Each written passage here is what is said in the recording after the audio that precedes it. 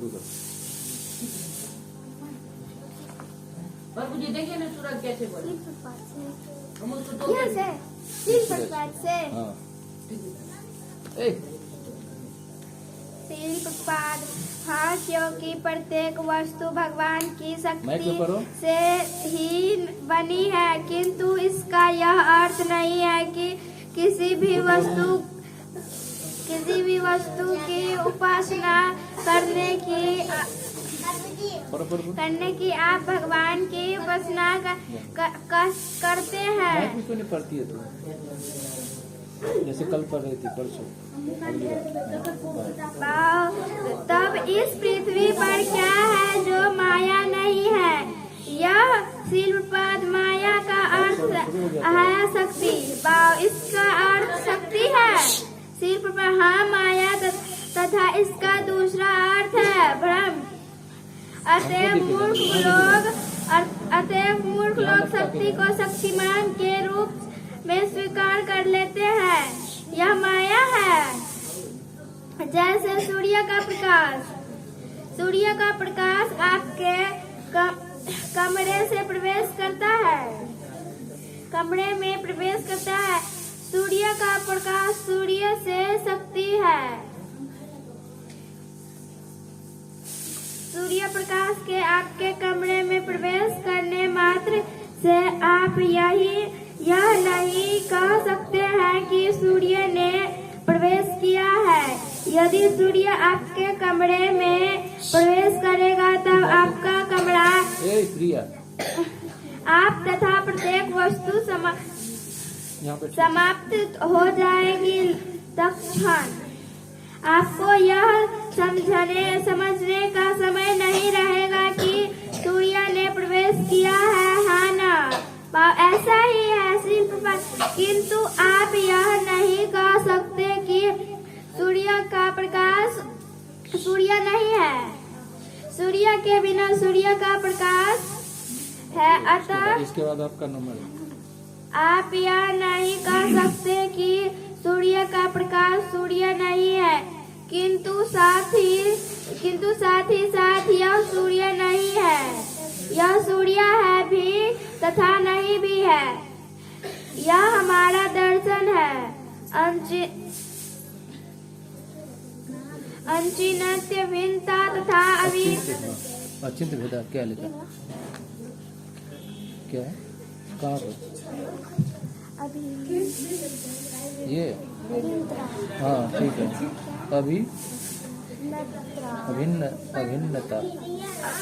अभिन्नता भौतिक दृष्टि से आप यह विचार नहीं कर सकते हैं कि एक वस्तु एक ही साथ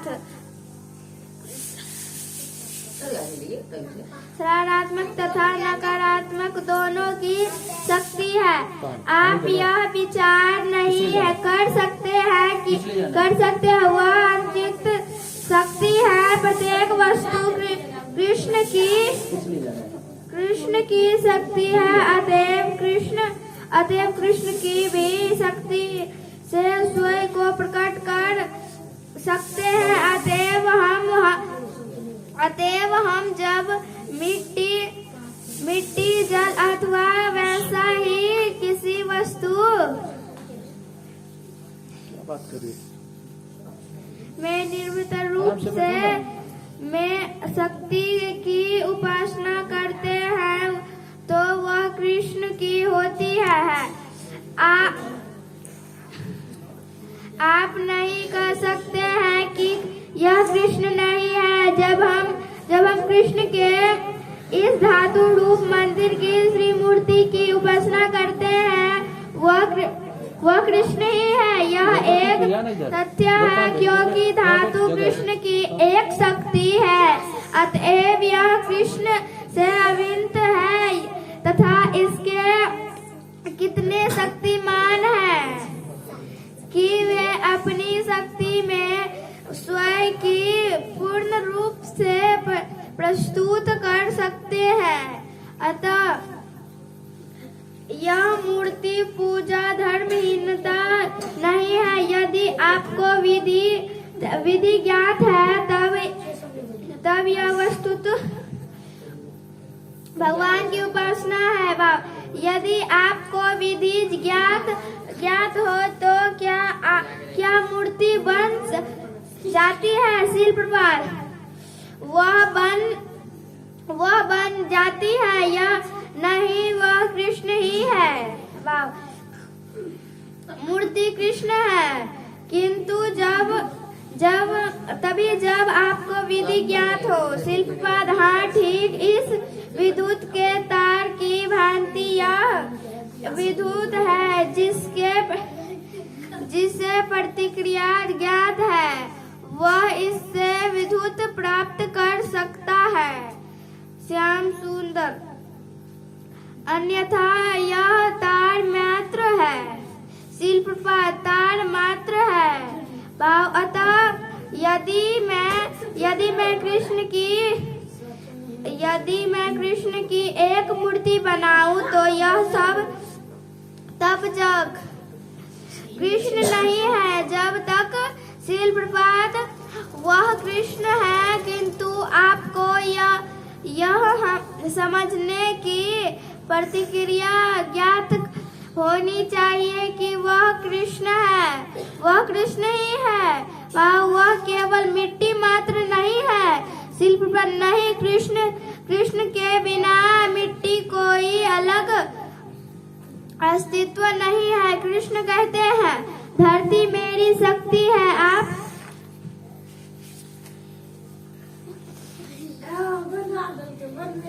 शक्ति को शक्तिमान से विलाग नहीं कर सकते हैं, यह संभव नहीं है।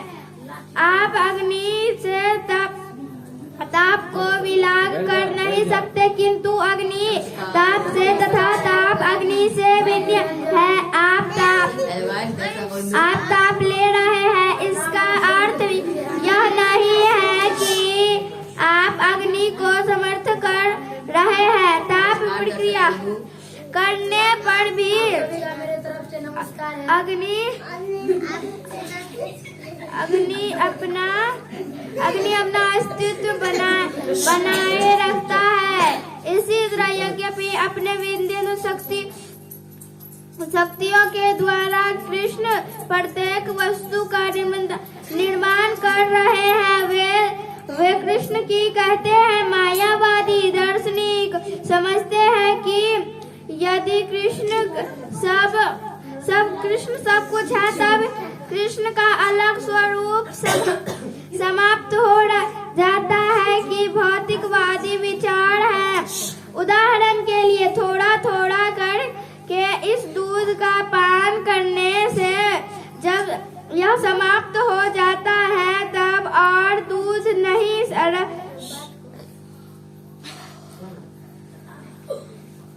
समाप्त हो जाता। यह भौतिक विचार। उदाहरण के लिए थोड़ा करके इस दूध का पान करने से जब समाप्त हो जाता है, तब और दूध नहीं रहता है, वह उधर से चला जाता है। कृष्ण इसके समान नहीं है, वे सर्वशक्तिमान है। हम स्वतंत्र रूप से उनकी शक्ति का उपयोग कर रहे हैं, फिर वे उपस्थित हैं। ऐसा नहीं कि सैकड़ों स्थानों को बंद करने के कारण वह समाप्त हो गया है।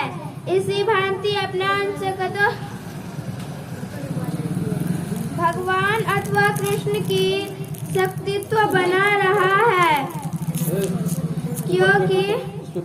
क्योंकि ये परिपूर्ण है। यद्यपि कितनी अधिक पूर्ण इकाइयां उसमें निकलती है, तथापि ये पूर्ण शेष रहते हैं। यह कृष्ण भावना नृत्य के कृष्ण का कभी अंत नहीं होता है। कृष्ण कितने शक्तिमान है, अतएव स्वर्शक है। यह कृष्ण की शक्ति के प्रदर्शन का एक पक्ष है। इसी भांति उसकी अंतिम शक्तियाँ हैं। कृष्ण की इस शक्ति का अध्ययन एक पक्ष मात्र है अथवा एक अंश का अध्ययन मात्र है। इसी रीति से यदि आप कृष्ण का अध्ययन करते रहे तब वह कृष्ण भावना मृत्य है। यह एक मिथ्या वस्तु नहीं है। हो सकता है संभव नहीं, पूर्ण रूप से यह है। श्याम सुंदर और अध्ययन भी कभी समाप्त नहीं होता है। श्रील प्रभुपाद नहीं कैसे हो सकता है? कृष्ण की शक्ति अत्यंत है। श्रील प्रभुपाद की हरे कृष्णा कृष्णा कृष्णा हरे हरे, हरे राम राम राम हरे हरे। फिर बोलो हरे कृष्णा कृष्णा कृष्णा हरे हरे, हरे राम